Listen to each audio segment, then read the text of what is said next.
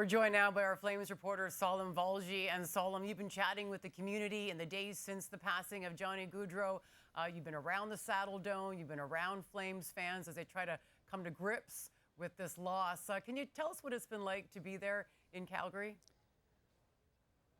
Yeah, Jennifer, I think it's kind of morphed, right? On Friday, it was surreal. It was eerie around Calgary. Talking to people on Friday, there was a state of disbelief almost.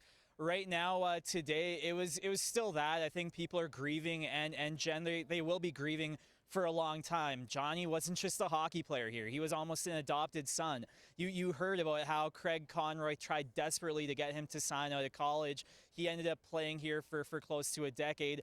Fans really grew attached to him, and probably more so because of how, just how down to earth he was in town, and how, he never said no to an autograph request. There are so many stories about people just running into him and chatting with him when he could have brushed them off. And I think people really respected that, Jen. He was an undersized kid that made it into the NHL. So I think today's ceremony, this evening's ceremony, it was half, celebratory in a way, right? You heard Michael Backlund and Craig Conroy talk about how maybe too laid back Johnny was at times, and I think that's some of the part of the reason why fans really fell in love with him. So the mood around Calgary, it's shifted a bit. I think there is sort of a heartbreak that will linger here for an awful long time, because even though he was with Columbus, Jen, they always viewed him as one of their own, and this will take a long time to process, but I think at the very least, you can look around me, Jen, right now, and you can see, dozens of fans still here, even though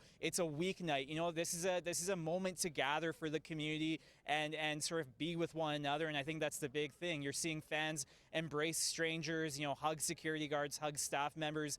This is a moment where people come together. It's going to be a long time before the wound heals, but I think, today's ceremony really was touching, and it goes to show that Johnny Hockey will always be a Calgary Flame, and that the Flames organization will continue to honor him, because he was such an integral part not only of this organization but the city as a whole.